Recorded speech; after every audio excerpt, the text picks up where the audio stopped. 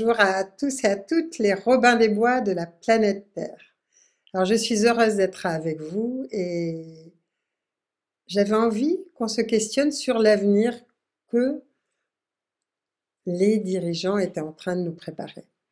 Parce que ce qu'on nous propose en ce moment, après par exemple les villes à 15 minutes, c'est-à-dire on est coincé, ça va évidemment nous être montré comme un avantage. Mais on en a parlé dans le dernier Robin des Bois, c'est des villes où on peut tout faire autour de là où on habite en 15 minutes. Et puis après, pour sortir, eh ben là, il faudra sans doute montrer patte blanche ou des papiers ou des justificatifs pour aller plus loin. Bon, ça c'est une chose. Pour l'instant, ça n'est pas encore arrivé, mais c'est des projets. L'autre projet, c'est aussi que ben, on nous mette l'argent numérique, qu'on interdise les liquidités à partir d'octobre, par exemple. Un autre projet encore, on est en train de nous dire que l'eau n'est plus potable sur au moins 40% dans 40% des villes et que l'eau du robinet n'est plus potable, mais que l'eau en bouteille n'est pas potable non plus à cause du plastique. Donc en fait, on ne sait plus quoi faire, mais que de toute façon, il n'y aura pas assez d'eau. Un peu comme le réchauffement climatique, qui est une des grandes absurdités de notre planète, il va y avoir l'absurdité du manque d'eau. Ça n'est pas vrai, c'est un mensonge planétaire et c'est grave. Alors on nous dit, ben, vous allez manquer d'eau. Et vous avez vu les histoires de Sainte-Soline, là, les histoires de cuvettes, que je ne comprenais pas trop, et donc j'ai cherché une vidéo explicite que je vous mets en lien. Et cette vidéo va, vous allez voir, elle est simple et puis bien explicative, mais derrière, il y a quand même autre chose.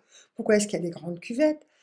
Mais parce que tout d'un coup, nos gouvernants ont décidé de vendre une année d'eau, de consommation d'eau de France, que consomment les Français, de vendre une année au Koweït en contrepartie d'hydrocarbures. Donc c'est un nouveau mensonge. Vous voyez ce qu'on est en train de nous préparer, donc c'est vraiment complètement farfelu.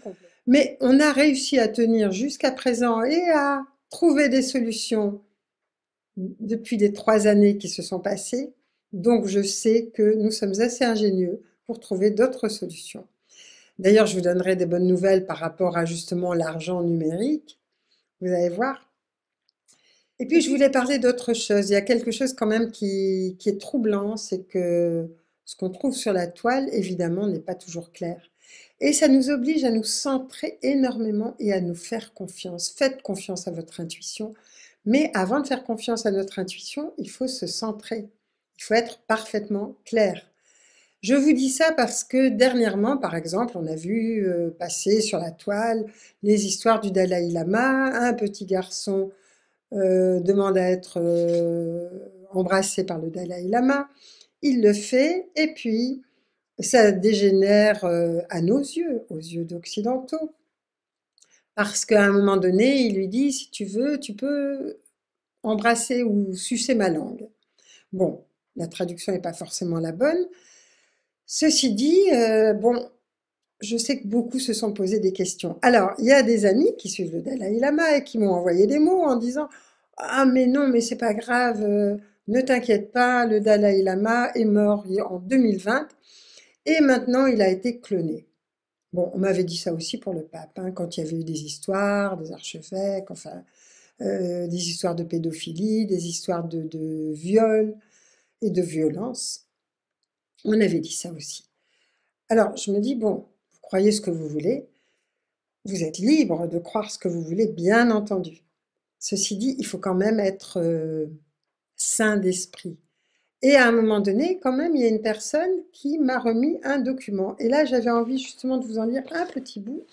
C'est juste un extrait pour vous parler des coutumes. Dans la culture tibétaine, il est de coutume pour les grands-parents non seulement d'embrasser les petits-enfants, mais aussi de leur donner un bonbon ou un morceau de nourriture directement de bouche à bouche comme marque d'affection. Ce n'est peut-être pas la norme dans de nombreuses cultures, mais c'est assez commun dans certaines régions du Tibet. Après avoir donné un bec ou un bonbon, on dit au petit: mange ma langue. Cela veut dire: je t'ai donné tout mon amour et des bonbons, et maintenant, tu n'as plus que ma langue à manger. C'est évidemment un jeu que les enfants connaissent bien, destiné à les taquiner et qui les fait beaucoup rire. Voilà. Alors, vous voyez, donc, c'est quand même, il faut faire attention à ce qu'on lit, à ce qu'on écoute, à comment on interprète les choses. Alors, là aussi, vous pouvez y croire ou ne pas y croire à cette histoire de coutume, mais bon, c'est aussi une des hypothèses et elle peut tout à fait être raisonnable. On veut détruire beaucoup. Et dernièrement, je voyais aussi que Le Petit Prince, les écrits du Petit Prince étaient décrétés comme écrits euh, pédophiles. Et là, je me suis quand même dit, mais quand même, jusqu'où on va aller et jusqu'où on va interdire certains écrits, certaines personnes. Je ne sais pas si vous avez lu 1984 d'Orwell. Moi, je l'ai relu il n'y a pas très longtemps. Ça n'est pas quelque chose d'agréable à lire. Donc, je ne le conseille pas comme lecture, évidemment. Par contre, il y a quand même des choses très justes dedans. Je vais vous lire un petit mot justement que j'ai tiré de cette lecture. Alors je vous dis pas très agréable à lire parce que ça montre ce que nous pourrions vivre si nous continuons comme ça. C'est-à-dire dans un monde complètement déshumanisé et où chacun va écrire sur d'autres.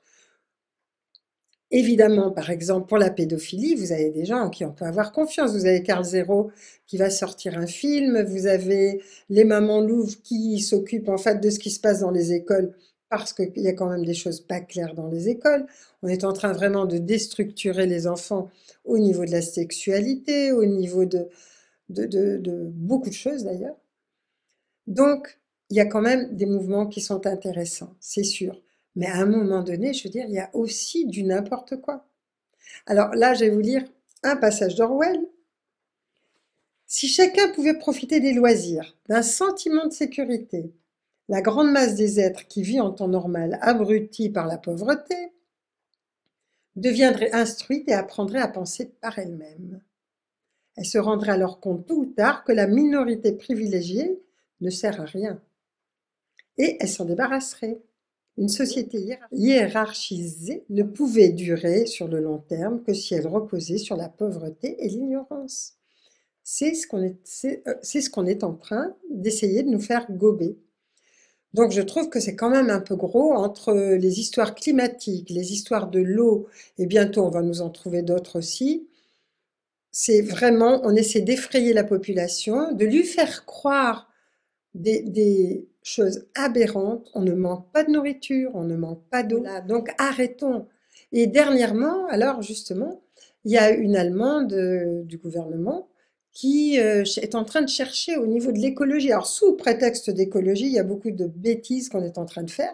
Mais là, elle a trouvé que dans le fond, il fallait 15 mètres carrés par personne. C'était ça qui était juste pour qu'il n'y ait pas de problème écologique. Et que si on habitait dans un endroit où on avait plus de 15 mètres carrés ou de 30 mètres carrés si on était deux, eh bien, ma foi, eh ben, oui, il fallait rajouter des personnes, par exemple des réfugiés ou des gens qui n'ont pas de logement, pourquoi pas, mais que, ou changer ces personnes, donner par exemple leur maison si elles ont une maison, et les mettre en appartement, pourquoi pas? Et vous voyez les aberrations où on en arrive. Et ça, c'est sous prétexte d'écologie et de sauver la planète. Mais la planète, si elle est malade, elle n'est pas malade à cause de ça. Elle est malade à cause de la pensée des hommes. Et c'est là où je reviens aux formes pensées, parce que vraiment, c'est ce qui pollue le plus la planète. C'est ce qui m'a été montré, c'est ce que j'ai vu, c'est ce qui m'a été enseigné sur d'autres plans, sur d'autres planètes. Et quand j'ai vu la planète Terre, c'est vraiment la première chose qui m'a été montrée.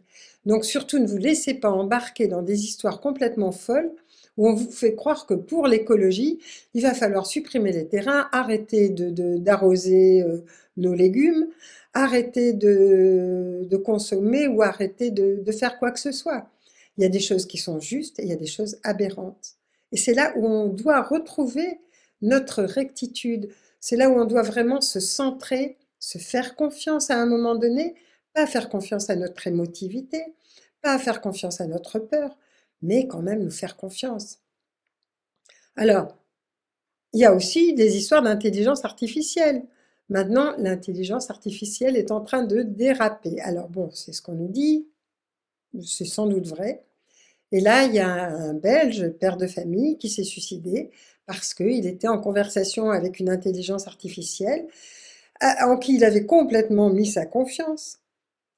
Et il s'est tout d'un coup, à un moment donné, pour sauver la planète, elle lui a presque proposé de se suicider en lui disant: «Mais comment? Vous n'êtes pas encore mort, mais on va se retrouver là-haut et on va se retrouver ailleurs». Enfin bon, peu importe, il se serait peut-être suicidé sans elle, mais en tout cas, ça l'a grandement aidé. Donc vous voyez à quelles aberrations on est en train d'arriver. Et les gens, pourquoi? Parce que les gens mettent leur confiance dans une intelligence artificielle, par exemple, ou dans des grands maîtres. Mais il faut savoir que n'importe quel grand maître est quand même quelqu'un qui est incarné sur Terre, que donc il peut avoir des failles, que donc il peut avoir ses problématiques, que donc il peut avoir aussi ses envies, peut-être des envies au niveau sexualité, peut-être des envies au niveau de l'argent. Donc, moi, ce que je dis toujours, c'est je dis, ça n'est pas des, vous ne renoncez pas aux enseignements donnés par le Bouddha, par le Christos ou Yeshua, par Mohamed par exemple, mais surtout, ne donnez pas complètement votre confiance, ne perdez pas votre libre arbitre avec des humains qui sont soi-disant détenteurs d'une vérité. Personne n'est détenteur d'une vérité. La vérité est toujours en évolution. Il n'y a pas une vérité et ça évolue tout le temps. Ça se modifie parce que nous grandissons, parce que nous captons d'autres choses, parce que nous nous éveillons et que il y a d'autres réalités qui sont en train de s'imposer ou de se montrer à nous. Donc, vous pouvez faire confiance à une personne, mais ne donnez pas toute votre confiance, toute votre âme à qui que ce soit. Et ça, c'est vraiment très important en ce moment. Si vous voulez continuer à croître, continuer à pouvoir vous en sortir. Il y a aussi, oui, on m'a parlé, alors on m'a dit, bon, il y a des scientifiques qui ne sont pas du même avis quant au contenu de l'injection. Les uns parlent de protéines spike et d'ARN, et d'autres, comme Orion Code, par exemple, disent que l'injection est complètement synthétique et que c'est le graphène qui donne les effets secondaires. Alors, j'en ai parlé avec Antoine qui est médecin et qui a fait aussi ses recherches. En fait, on ne peut pas savoir actuellement.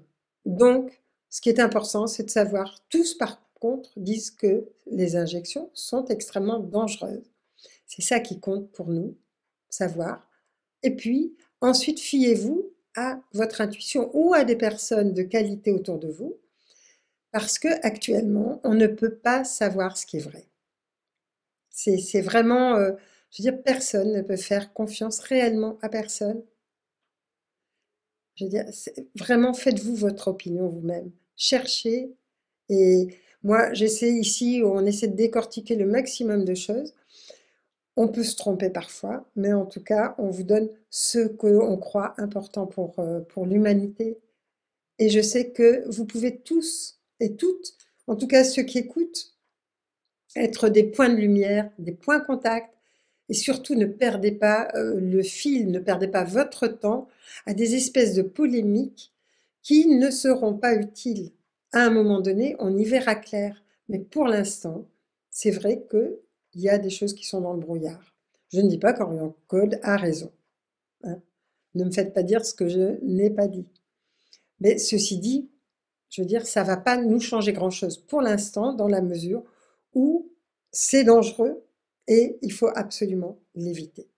Ça, par contre, tout le monde est d'accord là-dessus. Enfin, tous ceux qui sont dans cette mouvance sont d'accord là-dessus. Ce qu'on appelle les complotistes, par exemple.